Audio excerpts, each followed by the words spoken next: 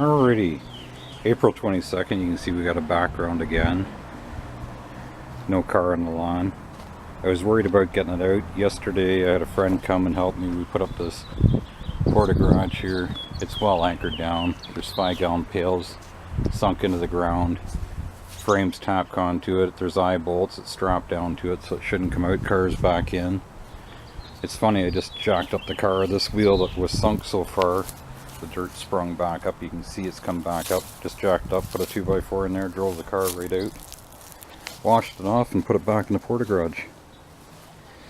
The Timberhog footage, I've had this saw run. We're going to start it up again so I can drain the fuel. I had it running. I must have deleted the footage of having it running. So it runs. I haven't started in several weeks. Just been too much on the go. I'll get back at the Model 11. I've epoxied the coil up and still it has spark. I haven't gone any further with it. The Beaboo, I started onto it, run into a couple of snags. Got to try and find some parts. Hopefully I can make out on finding what I need.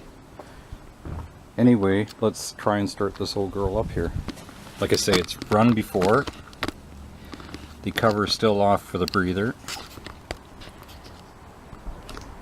Because when I started up last time, I had the breather off and never fine-tuned the carb. When you put the breather cover on, it draws all the air through the breather. It's set up to run right now with no lid on the breather. With the breather fully enclosed, it'll run a lot richer. You got to reset the carb. Anyway, I just realized I got no spark plug boot on there. I took it off. I'll get back to you in a minute.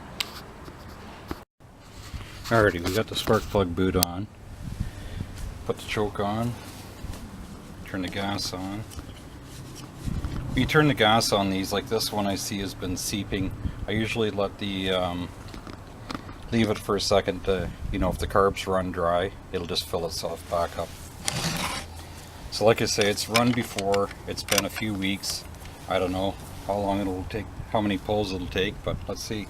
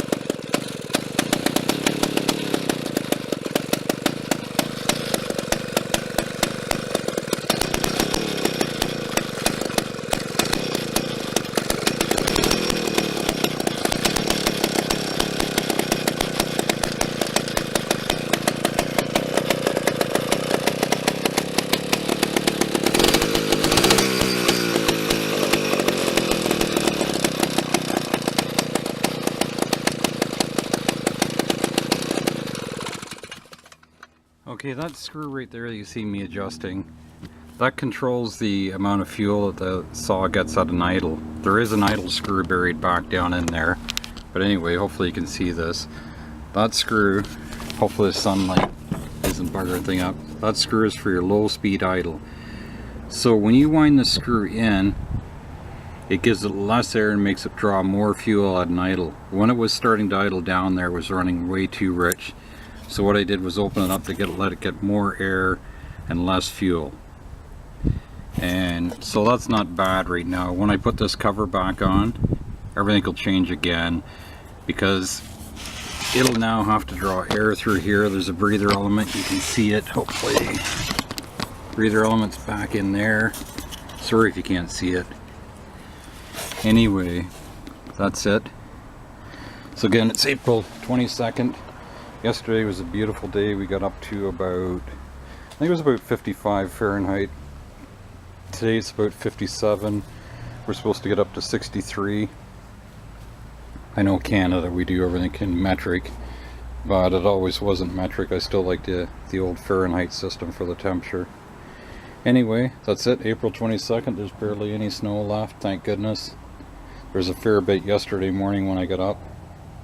Hopefully never see a spring like that again.